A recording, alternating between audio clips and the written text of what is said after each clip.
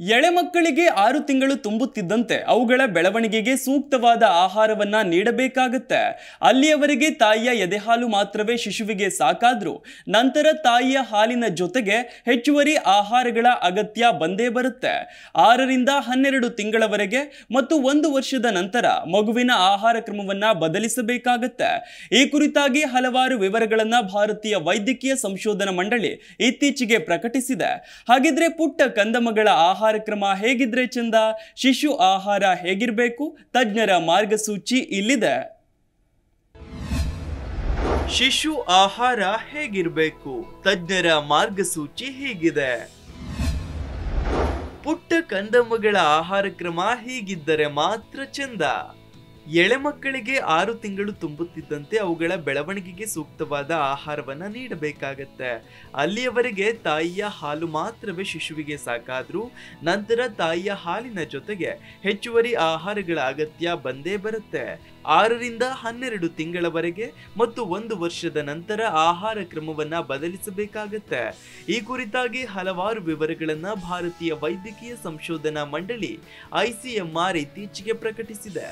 ತಾಯಿ ಹಾಲಿನ ಜೊತೆಗೆ ಹೊರಗಿನಿಂದ ಆಹಾರ ಪ್ರಾರಂಭ ಮಾಡಿದ ತಕ್ಷಣ ಅತ್ಯಂತ ತೆಳುವಾದ ಹದದಲ್ಲಿರುವ ಅಕ್ಕಿಗಂಜಿ, ಬೇಳೆ, ತರಕಾರಿಯ ನೀರು ಮುಂತಾದವುಗಳನ್ನ ಶಿಶುಗಳಿಗೆ ನೀಡಲಾಗುತ್ತೆ.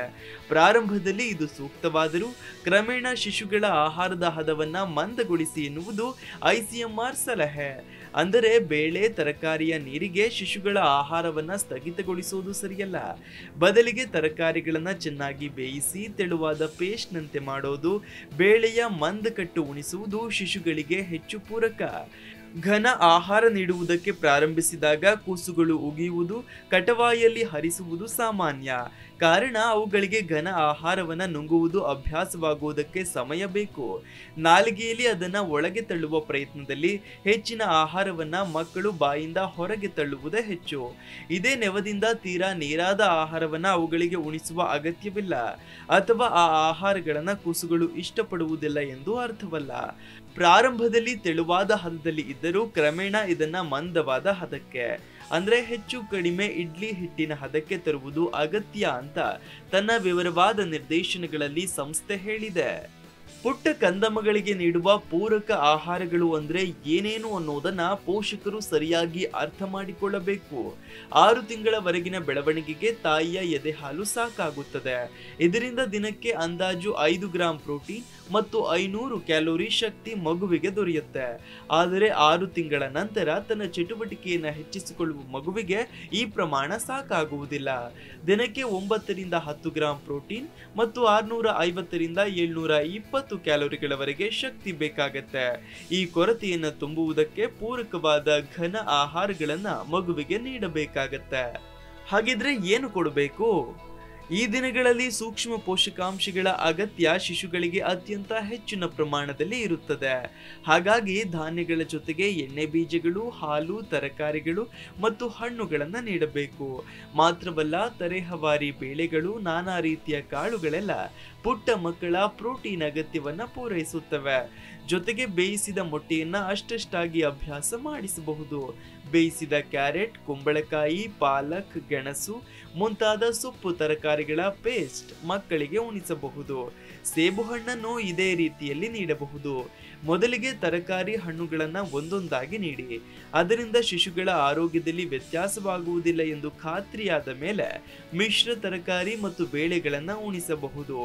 1 ವರ್ಷದ ನಂತರ ಮೃದುವಾಗಿ ಬೇಯಿಸಿದ ಧಾನ್ಯದ ಉಪ್ಪಿಟ್ಟುಗಳು, ಬೇಳೆ ಹಾಕಿದ ಕಿಚಡಿಗಳು, ಬೇಯಿಸಿದ ಮೊಟ್ಟೆ, ಮೀನುಗಳನ್ನ ರೂಢಿಸಬಹುದು. ಇನ್ನು ಪುಟ್ಟ ಮಕ್ಕಳಿಗೆ ಯಾವ ಆಹಾರ ಬೇಡ? ಪುಟ್ಟ ಮಕ್ಕಳು ಉಪ್ಪಾದ ಚಿಪ್ಸ್, ಸಿಹಿ ಕ್ಯಾಂಡಿಗಳೆಲ್ಲ ಇಷ್ಟಪಟ್ಟು ನೆಕ್ಕುತ್ತವೆ. ಆದರೆ ಅವುಗಳನ್ನು ನೀಡುವುದು ಸಲ್ಲದು. ಆಹಾರಕ್ಕೆ ಸಕ್ಕರೆಯಂತಹ ಕೃತಕ ಸಿಹಿಗಳು ಜೊತೆಗೆ ಫ್ರೂಟ್ ಜ್ಯೂಸ್ಗಳನ್ನ ಮಿಶ್ರ ಮಾಡೋದಕ್ಕೂ ICMR ಒಪ್ಪಿಗೆ ನೀಡಿಲ್ಲ. ಬದಲಿಗೆ ನೈಸರ್ಗಿಕವಾದ ಹಣ್ಣುಗಳನ್ನೇ ಧಾನ್ಯಗಳಿಗೆ ಮಿಶ್ರಣ ಮಾಡೋದು ಆರೋಗ್ಯಕರ. ಪೂರಕ ಆಹಾರಗಳಿಗೆ ಉಪ್ಪು, ಸಿಹಿಗಳನ್ನೆಲ್ಲ ಸೇರಿಸಿಯೇ ತಿನ್ನಿಸುವ ಅಭ್ಯಾಸ ಸರಿಯಲ್ಲ ಅಂತ ನಿರ್ದೇಶನದಲ್ಲಿ ಹೇಳಲಾಗಿದೆ. Desk bureau, Zee Kannada news. Zee Kannada news ಈಗ ನಿಮ್ಮ ಮನೆಯಲ್ಲೇ ನೋಡಿ. ಎಲ್ಲ ಕೇಬಲ್ಗಳಲ್ಲಿ ಈಗ ಲಭ್ಯ. Sun Direct, 292, Jio TV 1334, U digital 162, city cable 51, GTPL 17, Abhishek cables 821, Rockline telecommunication 51, Shri Basaveshwara number 60, Vinayaka digital number 53, in digital number 896ರಲ್ಲಿ. ನಿಮ್ಮಿಸ್ತದ ಜಿ ಕನ್ನಡ ನ್ಯೂಸ್ ನೋಡಿ ಆನಂದಿಸಿ.